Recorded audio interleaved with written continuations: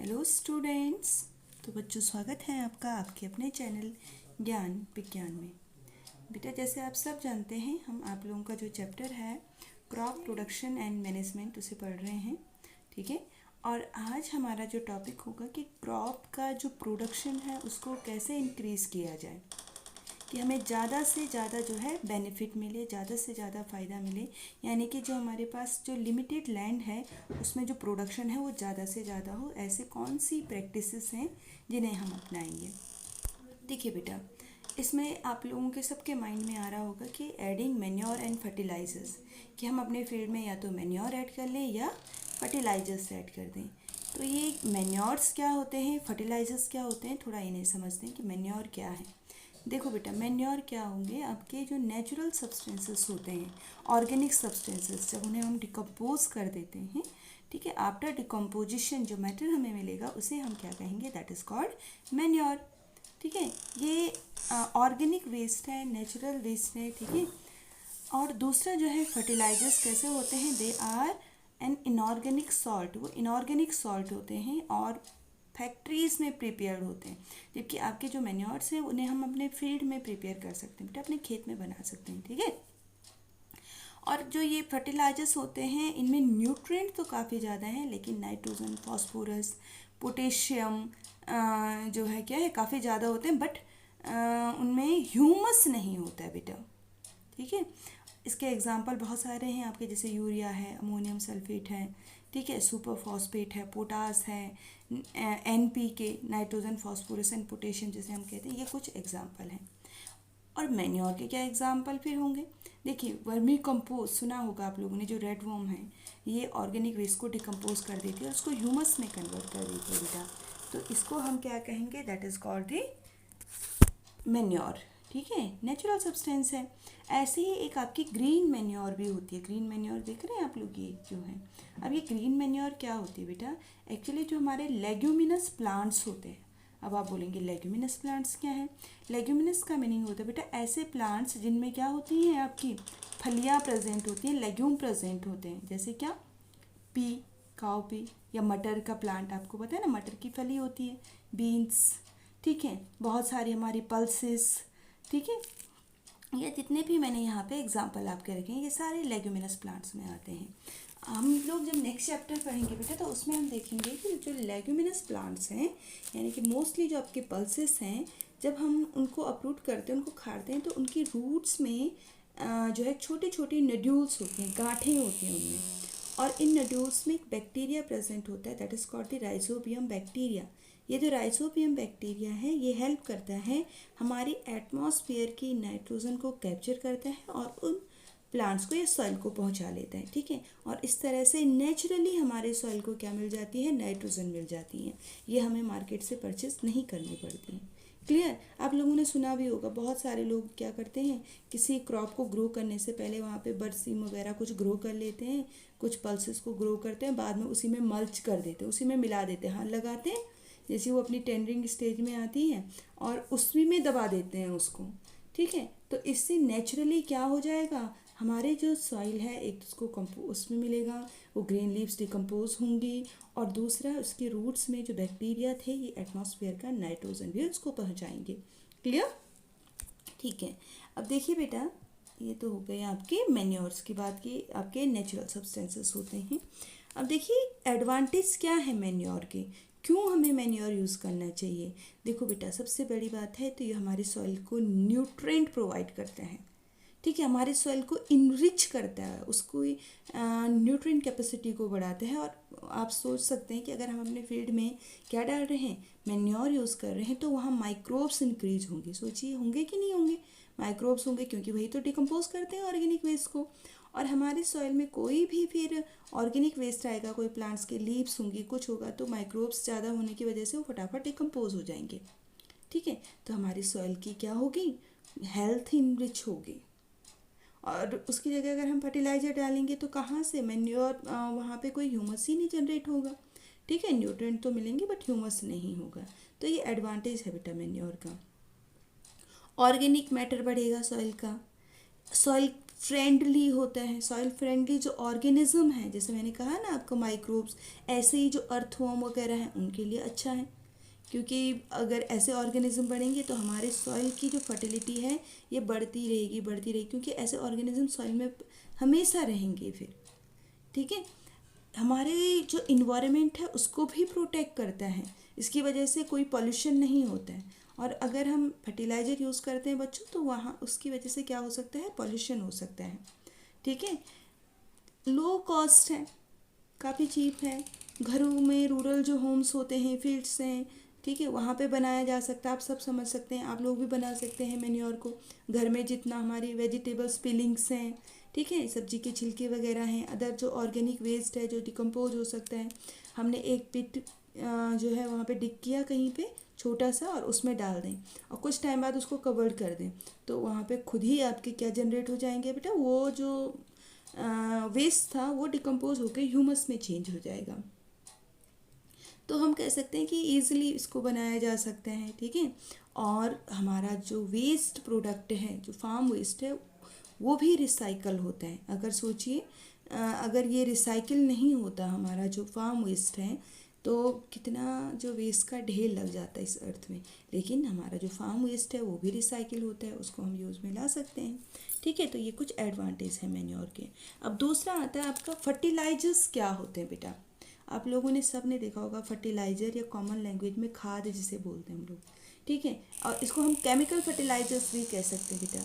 तो ये जो फर्टिलाइजर्स होते हैं ये कैसे वेस्ट हैं, ऑर्गेनिक और इनऑर्गेनिक मटेरियल से बने होते हैं।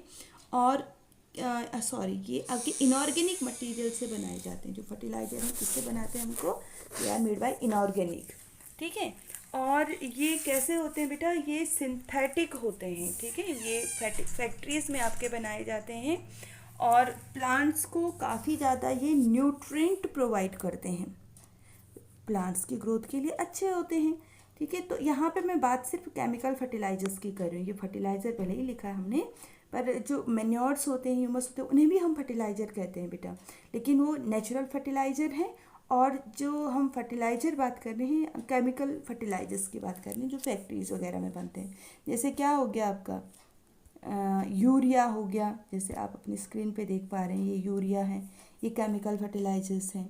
ठीक है, ऐसे ही आपका फास्फोरस हो गया, पोटास हो गया, पोटेसिक फर्टिलाइज़र हो गया, डिफरेंट आपके फर्टिलाइजर्स होते हैं, केमिकल फर्टिलाइजर्स। एडवांटेज क्या होंगे बेटा इसके, हमारे सॉइल को ये काफ़ी ज़्यादा न्यूट्रिएंट प्रोवाइड करते हैं। ठीक है, काफ़ी ज़्यादा न्यूट्रिएंट प्रोवाइड करते हैं। ये इजीली कन्वीनियंट भी होते हैं, एक जगह से दूसरी जगह हम इसको ले जा सकते हैं आसानी से। अब जैसे हमें मैन्योर लाना है, तो मैन्योर लाने के लिए हमें क्या करना पड़ेगा, बहुत ज़्यादा मैन्योर हमें अप्लाई करना पड़ता है अपने फील्ड में। अगर आप देखो, आपके पास एक खेत है, सोचिए फील्ड है आपका, और वहाँ पे आपको मैन्योर डालना है, तो आपको पूरी ट्रॉली चाहिए होगी। लेकिन उसकी जगह पे अगर आपको फर्टिलाइज़र, या हम कहीं केमिकल फर्टिलाइज़र डालना है, तो वो 5-6 kg सफिशियंट है पूरे फील्ड के लिए। ठीक है, तो ये इसका क्या है, एडवांटेज है ये केमिकल फर्टिलाइज़र का। जो हमारे केमिकल फर्टिलाइजर्स होते हैं उसमें जो न्यूट्रिएंट है ना बेटा, लार्ज क्वांटिटी में होते हैं। ठीक है, और जो हमारे नेचुरल जो फर्टिलाइज़र हैं, या हमारे जो मैन्योर्स होते हैं, उसमें nutrient as compare to fertilizer क्या है आपके, लेस नंबर में होते हैं। डिसएडवांटेज क्या है इसके, जो फर्टिलाइजर्स हैं, देखो महंगा है। ठीक है, ये कॉस्टली होता है आपका। दूसरा क्या है बेटा, हमारे सॉइल की फर्टिलिटी को ख़त्म करता है ये इनडायरेक्ट वे में, ये बैरन कर देता है। उस टाइम तो सॉइल को फर्टिलिटी मिल रही है, हमारे सॉइल इनरिच हो रही है, न्यूट्रिएंट मिल रहे हैं, लेकिन सोचिए ऐसे ऑर्गेनिज्म जो माइक्रोब्स हैं हमारे, उनके लिए अच्छा नहीं है। ठीक है, ये हमारे उनकी जो पॉपुलेशन है माइक्रो ऑर्गेनिजम्स की, उनको ख़त्म करता है। ठीक है, अब जब माइक्रोब्स ख़त्म हो गए तो धीरे धीरे धीरे हमारे सॉइल का नेचर बदल जाता है, एसिडिक हो जाती है, और उसके बाद उसमें कोई भी प्लांट ग्रो नहीं कर पाता है।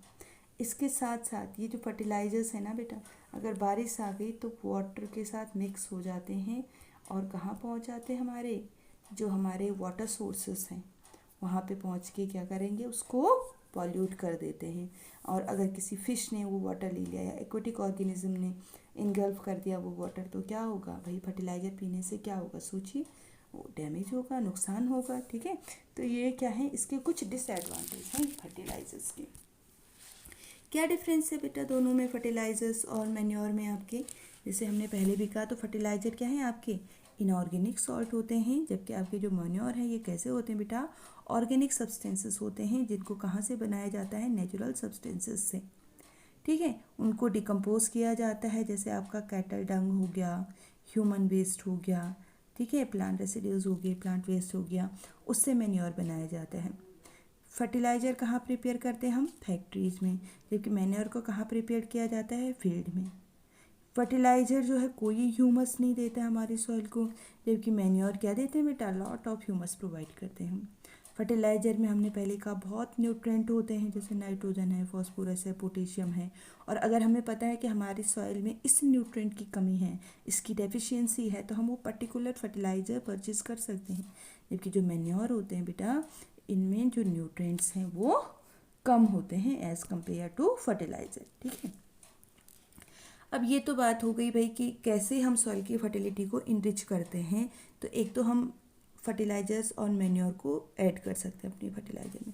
एक और टेक्निक है बेटा, एक और प्रैक्टिस है, that is the crop rotation. अभी क्रॉप रोटेशन क्या है, अगर आप लोगों ने कभी ऑब्ज़र्व किया हो अपने घरों में, और अगर आपके घर में किचन गार्डन होते हैं, किचन गार्डनिंग होती होगी, तो आपने देखा होगा कि आपके पेरेंट्स या ग्रैंड पेरेंट्स क्या करते हैं कि अभी जैसे मान लीजिए आपके पास ये जो है फील्ड है, इसको डिफरेंट पार्ट में डिवाइड करा दिया है, अलग अलग क्यारी बोलते हैं ना, उसमें बना दिया है इसको। अब अभी जैसे यहाँ पे कुछ और लगा दिया उन्होंने, जैसे यहाँ पे मान लीजिए आपका कोरिएंडर है, ठीक है, यहाँ पे कुछ और ग्रो हो रखा है, इधर कुछ और है, इधर कुछ और है, तो नेक्स्ट टाइम पे जो कोरिएंडर है ये इधर आ जाएगा। ठीक है, अगले टाइम पे इसको यहाँ ले आएंगे, इस वाले में, फिर इसको यहाँ ले आएंगे, और इसको हम क्या कहते हैं, that is called the crop rotation. Crop को रोटेट करना। अब क्यों किया जाता होगा बेटा, जो ये क्रॉप रोटेशन है इसका क्या बेनिफिट होता होगा, सोचिए। देखो बेटा क्या हुआ, मान लीजिए यहाँ पे आपका एक प्लांट है जो है कोरिएंडर, जैसे मैंने पहले कहा। अब इसको कुछ जो न्यूट्रेंट है, स्पेसिफिक न्यूट्रेंट इसको चाहिए, हो सकता है इसको नाइट्रोजन ज़्यादा चाहिए, फॉस्फोरस ज़्यादा चाहिए, तो वो यहाँ सॉइल से उन्हीं न्यूट्रेंट को एब्जॉर्ब करेगा। क्लियर, तो अगली बारी के लिए इसकी डेफिशिएंसी हो जाएगी, इसमें कम हो जाएंगे ये थोड़ा बहुत, तो हम यहाँ पे फिर नेक्स्ट टाइम इसको यहाँ लगा देंगे कोरिएंडर को, और यहाँ पे किसी और क्रॉप की ग्रोइंग करेंगे। कौन सी क्रॉप की ग्रोइंग, जिसको नाइट्रोजन कम चाहिए। मान लीजिए हमने ऐसे लगा दिया, पल्सेस लगा दी कोई, क्योंकि वो तो जो पल्सेस होती हैं वो तो क्या कर सकती हैं, खुद से अपना जो है नाइट्रोजन एटमॉस्फेयर से कैप्चर कर सकती हैं, तो वो नेचुरली इस सॉइल को क्या प्रोवाइड कर लेंगी बेटा, नाइट्रोजन प्रोवाइड कर लेंगे। ठीक है, और कोरिएंडर आपका यहाँ आ गया, फिर नेक्स्ट टाइम वो यहाँ आ जाएगा इस वाले फील्ड में, और ये वाली यहाँ आ जाएगी। रोटेट करना, जिस तरह से आप अपनी क्लास में रोटेट करते हैं ना, रोटेशन होता है ना, एक आगे फिर वो पीछे, वो बच्चा फिर पीछे, फिर एक दिन फिर वो आगे आ जाता है, तो ऐसे ही ये फील्ड में भी रोटेशन होता है। और इससे क्या बेनिफिट है कि जब तक ये जो न्यूट्रेंट इस वाली क्रॉप का नंबर दोबारा जब तक यहाँ आएगा, तब तक ये सारे न्यूट्रेंट इसमें इनरिच हो चुके होते हैं, रिप्लेस हो चुके होते हैं, रिप्लेस हो चुके होते हैं। क्लियर, तो ये इसका बेनिफिट है बेटा।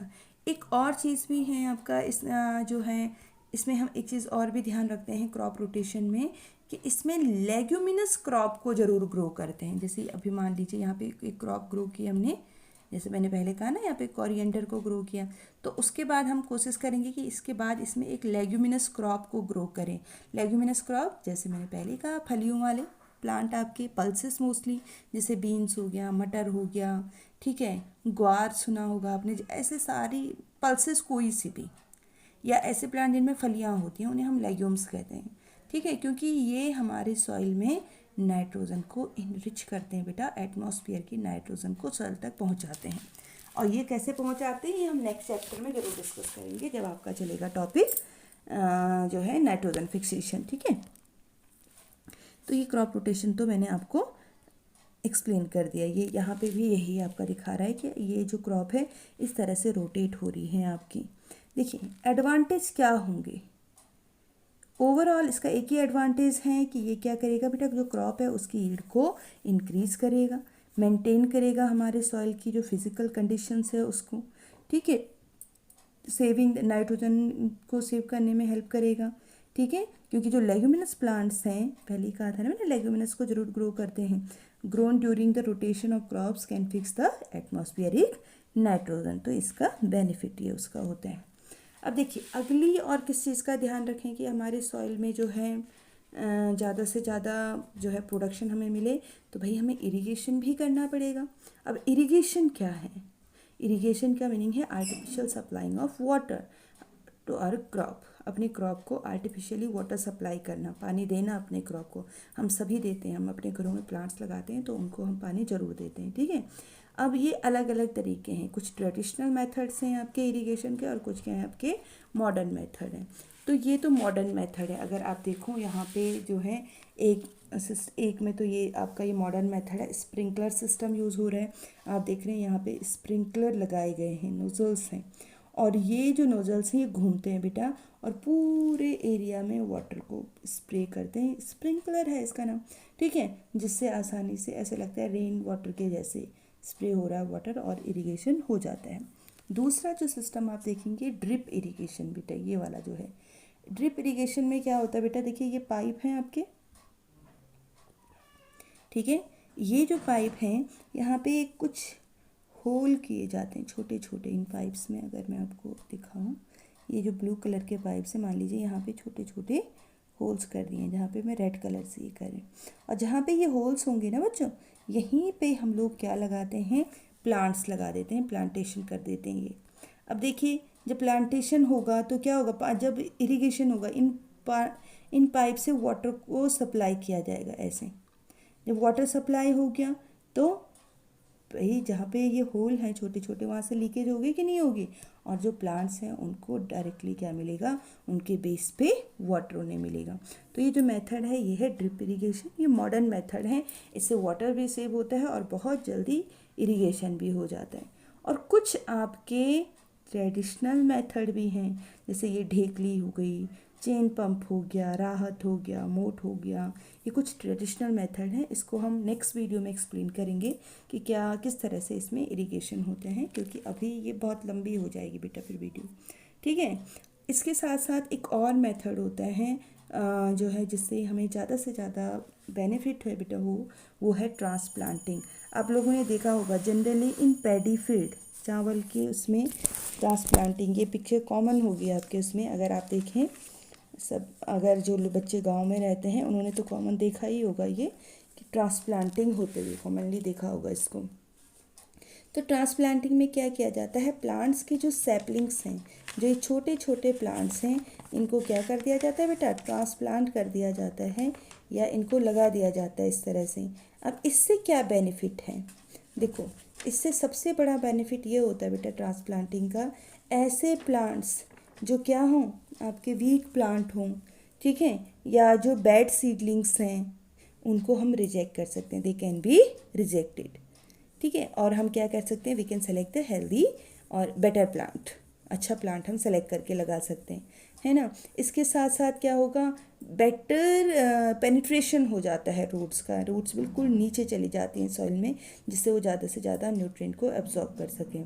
ट्रांसप्लांटिंग में क्या होगा, जो सूट सिस्टम है वो भी अच्छे से डेवलप होता है, क्योंकि क्या है, हम प्रॉपर जो गैप है उनके बीच में प्रॉपर गैप का ध्यान रखते हैं, ठीक है, राइट, यानी कि राइट स्पेसिंग जो होती है उसमें जो स्पेस है टू प्लांट्स के बीच में वो सही होगा, जिससे क्या होगा, यूनिफॉर्म डोज मिलेगी प्लांट्स को किस चीज़ की, न्यूट्रिएंट्स की, वाटर की, सनलाइट की, और वो अच्छे से ग्रो होंगे। तो इस तरह से ये कुछ मेथड थे जिसकी हेल्प से हम लोग क्या कर सकते हैं बेटा, क्रॉप के प्रोडक्शन को इंक्रीज कर सकते हैं। ओके, आई होप आप लोगों को वीडियो अच्छी लगी है तो उसको चैनल को जो है सब्सक्राइब करिए, वीडियो को लाइक करिए और शेयर करिए। थैंक यू बच्चों।